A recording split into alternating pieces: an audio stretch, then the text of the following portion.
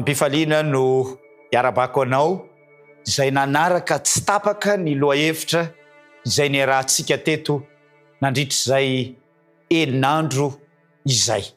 Zava-dehibe ny niaraka taminao, ny fampahery aminao ary maneho fankasitrahana ny amin'izany fahazotoanao manaraka tsy tapaka ny onjam-peontsika, ny ahafahanao ihany koa manaraka izany any amin'ireo tambajotra maro samihafa izay ahitana izany fampaherezana izany.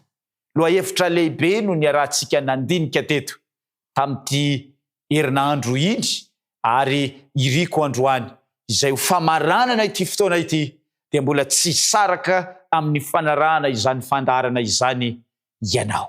Tsy irery ianao, fantany ny ho avinao. Tsy irery ianao, fantany ny ho avinao. Andeha mialoha izany dia hivavaka isika.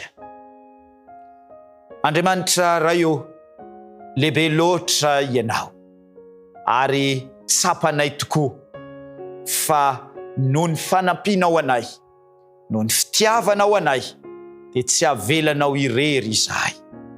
Andinika ny loha-hevitra eto indray izahay androany, ny fanahinao ane. Amen ny fonay, amen ny fisainanay, amin'ny anaran'i Jesosy. Amen. Tsy irery ianao, fantany ny ho avinao. Ao amin'ny Jeremia 7:20 dia ny andininy 1:12. Jeremia 7:20 dia ny andininy 1:12.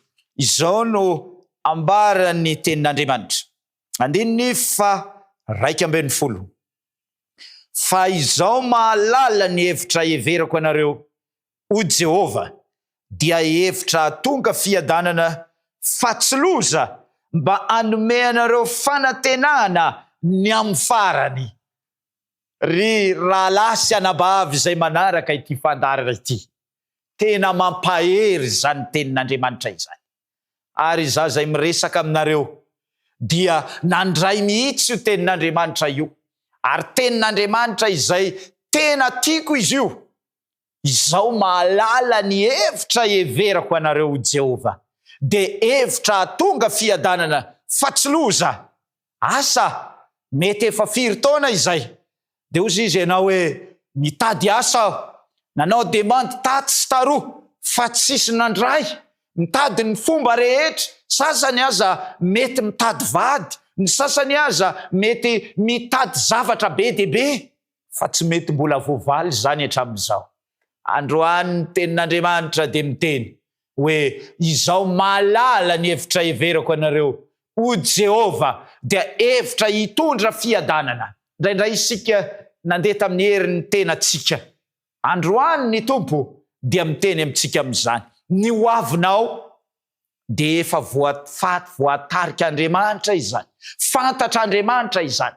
Tsy tahaka ny mpanompo sampy, tsy tahaka nireny omby asy izay andehanantsika ireny, dia mandaingandainga eo izy, makakaratra eo izy, dia milaza fa ianao tahaka an'izao. Tsy marina ireny, fa Andriamanitra irery ihany no mahafantatra ny ho aviko sy ny ho avinao.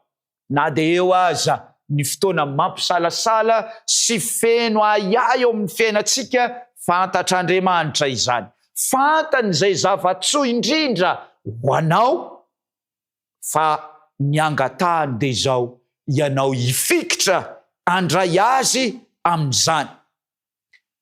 Zava-dehibe ny fahafantaran'Andriamanitra izany.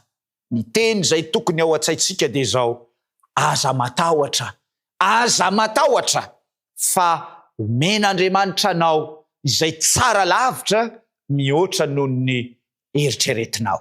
Indray andro dia nisy tantara izay voasoratra ao anaty boky izy ity. Vehivavy tanora anankiray niatrika safidy sarotra teo amin'ny fiainany.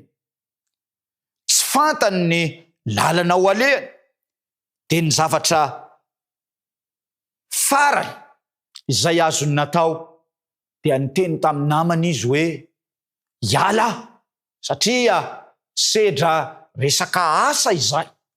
Ny teny tamin'ny namany izy hoe tena tsy vitako tsony ity, fa aleo nisafidy farany izay ataoko te izao, hiala amin'ity asa izay ataoko ity aho.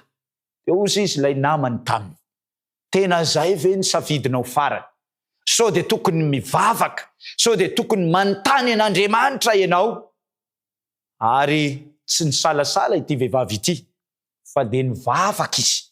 Ary rehefa nivavaka izy, nataony tampinoana izany, nangataka ny fitarian'Andriamanitra izy, nandeha ny fotoana, tsapany tao ampony ny fiadanany.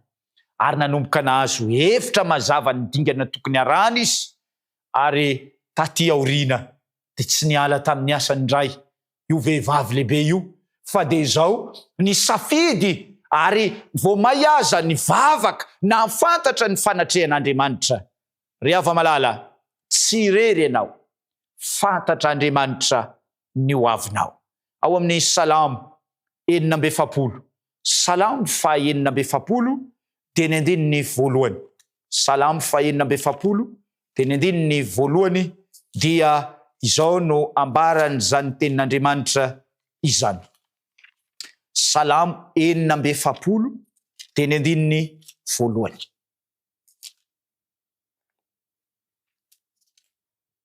Izao no ambarany tenin'Andriamanitra. Salamo 47 teny andininy voalohany. Andriamanitra no aro sy hery ho antsika, mpamonjy mora azo indrindra amin'ny fahoriana izy. Asa ry namako, fa za manokana raha vao maheno izany tenin'Andriamanitra izany. Aro sy hery ho anao Andriamanitra, fantany no avinao. Ataovy izay atanteraka izany tenin'Andriamanitra izany ao am-potsika. Andriamanitra no mitana sy manara maso no avinao, matoki amin'ny fitarian'Andriamanitra sy ny sitrapony, satria efa voapirofo fa sitrak'Andriamanitra ny anome anao ny tsara indrindra. Androany ho anao atokantrano izay miaino izany, miteny aminao androany, sitrak'Andriamanitra ny anome ny tsara indrindra ao atokantranonao. Sitrak'Andriamanitra ny anome tsara indrindra amin'ny asanao. Sitrak'Andriamanitra ny anome tsara indrindra ho an'ireo zanakao ireo. Ary sitrak'Andriamanitra ny anome ny tsara indrindra amin'ny fiainanao manontolo. Fantatr'Andriamanitra izany. Tsy irery ianao amin'ny lalana leanao.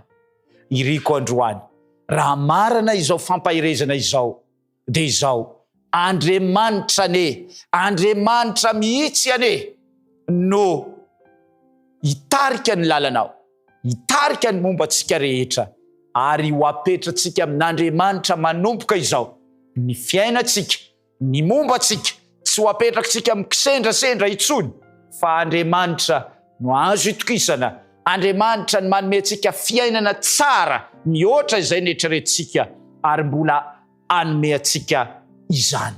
Mety mbola misalasala ve ianao? Hozy izy ny teniny androany. Fa izao mahalala ny hevitra heverako anareo, dia hevitra hitondra fiadanana fa tsy loza. Engane izany teny izany, ho tanteraka any amin'ny isa tokantrano, any amin'ny isa ambatan'olona, ho antsika rehetra izay nanaraka izao fandaharana izao. Hivavaka isika. Andriamanitra raha io, misaotra anao izahay.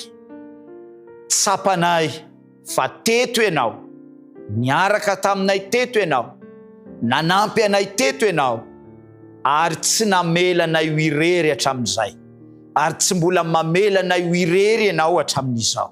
Ary irinay Tompo, ny fitohizan'ny fiainanay, dia mbola tsy amelanay ho irery ihany koa ianao. Tsapanay ny fitiavanao, tsapanay ny fanampianao, ary tsapanay ny herinao izay ataonao aminay.